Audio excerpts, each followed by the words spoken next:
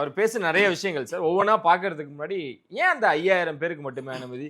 QR code pass, முதல்வர் ஆகறதுக்கு முன்னாடி இவ்வளோ நெருக்கடிகள், நிபந்தனைகள் இருந்தது. ஆனா இன்னைக்கு நாங்க எங்க முதல்வர பார்க்க முடியலையே அப்படின்னு பல பேர் வெளிய வருத்தப்பட்டு நிறைய விஷயங்கள் பகிர்ந்திருந்தாங்க. நம்மளுக்கே அந்த ஒரு கேள்விகள் இருந்துச்சு. என்ன காரணம் சார் இந்த 5000 பேர் அப்படின்ற ஒரு நிபந்தனை? இல்ல அது என்னன்னா, இந்த மீண்டும் ஒரு கூட்டம் நீங்க சாதாரணமாக முதலமைச்சர் இருக்கும்போதே உங்களுக்கு கூட்டம் கட்டுக்கடங்காம வந்துச்சு. நீங்க இந்த நேத்து அந்த நன்றி கூட்டத்த முடிச்சுட்டு ரிட்டர்ன் வரும்போது ரோட் ஷோ பார்த்தீங்கன்னா எப்படி கூட்டம் வந்தது பார்த்தீங்களா? ஓகே. அன்னைக்கு பார்த்தது மாரியே பின்னாடி ஓடி வர்றாங்க, பைக்ல வர்றாங்க, கத்துறாங்க, துண்ட போடுறாங்க, மாலைய போடுறாங்க. இது தொடரக்கூடாது, இது கூட்டத்த கட்டுப்படுத்த முடியாதுன்ற ஒரு நோக்கம் தான்.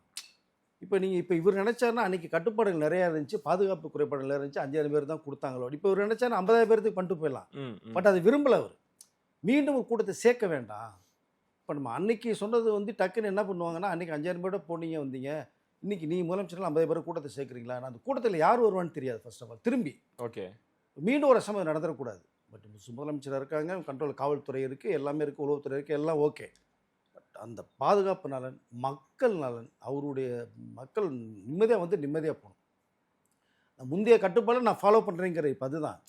முந்தைய ஆட்சியில் எனக்கு என்ன சொன்னீங்க, என்ன பண்ணீங்க, இதானே பண்ணீங்க, அதே நான் ஃபாலோ பண்ணிட்டு போகிறேன். ம். மக்கள் என்னை பார்ப்பாங்க, ஏற்றுக்கொள்வார்கள். பட் அவங்களுடைய ஆதங்கம் வந்து நியாயமானது தான். முதலமைச்சராக பார்க்க முடியல, கிட்ட போக முடியல அப்படிங்கிற. பட் இருந்தாலும் சில விஷயங்களை புரிந்து கொள்ளணும், அவ்வளோதான். ஸோ அதற்காக இந்த நேற்று அழகாக போனார், ஒரு 2 நிமிஷம் பேசினார், ரோட் ஷோக்கு வந்தார். இப்போ மொத்த முதலமைச்சர் மாதிரியே இருந்தது உங்களுக்கு அதை பார்க்கும்போது. பிரச்சாரத்துக்கு போனது மாதிரியே தான் இருந்தது. பட் அங்கே சில விஷயங்கள் வந்து சொல்லப்பட்டது, பேசினார், இந்த மக்களுக்கு புரிய வைக்கணும், தெளிய வைக்கணுங்கிற ஒரு விஷயம் தான். அந்த 5 நாட்கள் முதலமைச்சராக விடாமல் என்ன பேக்ரவுண்டில் நடந்த விஷயத்தை வந்து சில பேருக்கு தான் தெரியும். ம், ம். அதை மக்களுக்கு வெளிச்சம் போட்டு காட்டணும்னு நினைச்சார் நேற்று. அதுதான் சொன்னார். இப்போ அங்கேயும் வந்து தேர்தல் பிரச்சாரம் மாதிரி பண்ணுறாங்கன்ற ஒரு கேள்வி வருது. அது பிரச்சாரம் கிடையாது, நடந்த விஷயத்தை வந்து அவர் சொல்ல வர்றார். அப்போ மக்கள் வந்து ஒரு ஆதரவு யாருக்காக கொடுத்தாங்கன்னா அதை நியாயமாக ஏற்றுக்கொள்ளணும், அவ்வளோதான்.